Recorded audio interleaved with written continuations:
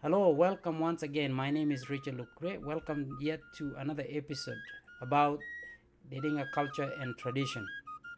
Today I'm going to talk about this topic in a little bit of detail so that you understand how Didinga people live. So please take your seat and enjoy the learning. I want to appreciate you for being here. So let's talk about the lifestyle of Didinga people. Didinga people are mainly pastoralists and they are as well farmers, meaning they keep certain animal for their lifestyle or for their livelihood, and also they grow their own farm produce. Their main source of food comes from the produce and the meat from their cattle, goats, sheep, and chicken.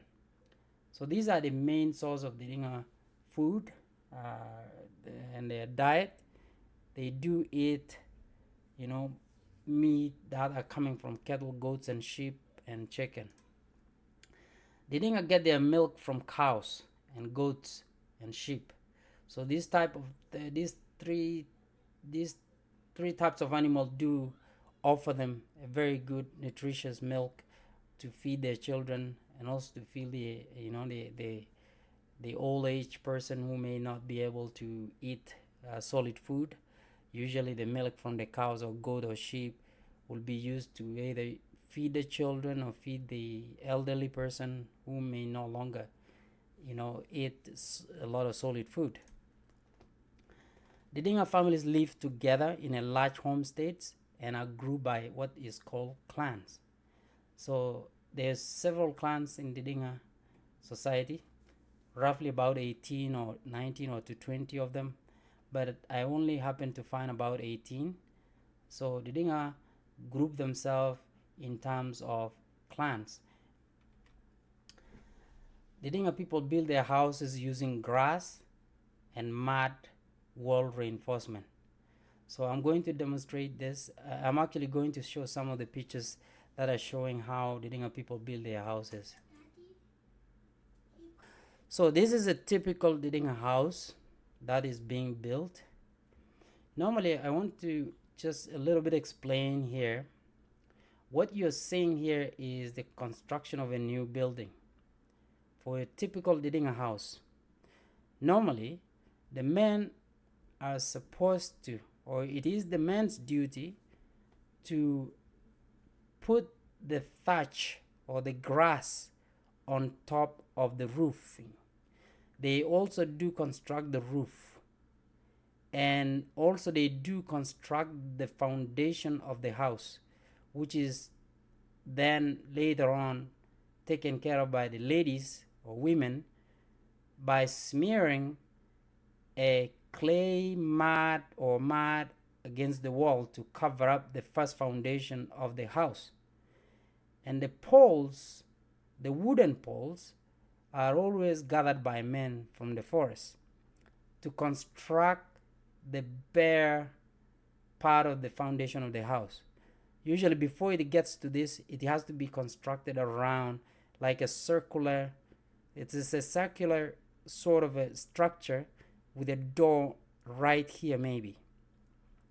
And then once that construction of the foundation on all the poles are erected onto the ground, which are always dug into the ground and then covered up with soil and make sure they're steady and strong. Then once that is completed, the ladies will follow up with the mud reinforcement on the wall to create that cover. Once that is done, the men then come in and put some other uh, the roof structure, which is already now covered by the grass. There's some wooden structure that have been attached to the bottom of the house all the way to the top. And then after that, the ladies' responsibility is to gather the grass, and the man's responsibility is to stitch the grass onto the roof of the house until it's complete. Once it's done, the man's job is done, and the rest will be cleaning up and making sure the house is well clean and inside is also cleaned by women and all that. So this is a typical Didinga house during construction time. So as I put it here, so just so you understand how the Dinga people construct their own home. And then I want to explain a little bit to you the kind of setting where the Dinga people live as a group of families or clans. In this typical homestead, there could be more than, I'm actually looking at the bigger picture here. There's one house over here, there's one over here, then there is this one, then there is that one, then there is that one.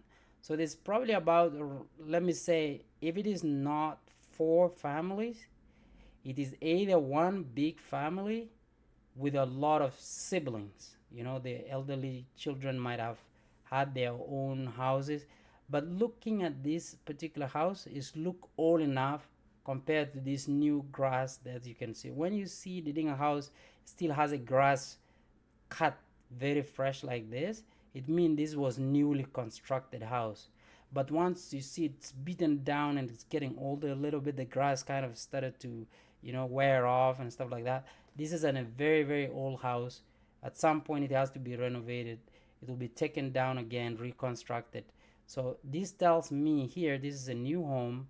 This is a new house. This is a new house. This is a new storage. Usually this is a granary where they store their own grain inside it, and then they cover it with this. So by looking at this picture, there's probably 1, 2, 3, 4, 5 houses here. That old house over there and these old houses might have been constructed at the same time. And then these other ones, this and that, might have been constructed somewhere later. So this is a typical Didinga homestead. Normally, if this was about 4 families, it got divided by the wooden fence like this. So this family lives over here with its own grain storage on this side. This is firewood for heating and energy for cooking and stuff like that. And so maybe the other family too has the same kind of setting. They have their own granary over there, and the other one has the same kind of setting. So they live together. Essentially, what I'm trying to explain to you here is the Ninga people live together in one homestead like this. Or the bigger the family, the more children they will have their own houses around their own homestead. So this is just one typical Didinga home in one particular location. There could be the other ones on the other side of the land or the region, and everyone is living in one setting like this. Okay, this is another typical homestead in the mountains or on the mountain side of the hills. So normally people live along the valleys, on the side of the mountain, on the valley, on the other side, and they also group themselves the same way I explained to you earlier on the other video. So the Dinga will try to kind of like live within the same homestead, but they will always fence themselves by making sure your house is isolated from the other neighbors and you're also on the other side. But they do sometimes share the same activities, such as the labor, and maybe if there's celebration of something or somebody's getting married, all of them will come in support of that for that particular activity. So that brings us to the end of how the Didinga people live in their homestead, and this is an example of how the Didinga people live in a group of their homes as people. And therefore I'm going to jump into another episode which is coming up in the next video. Thank you so much for viewing.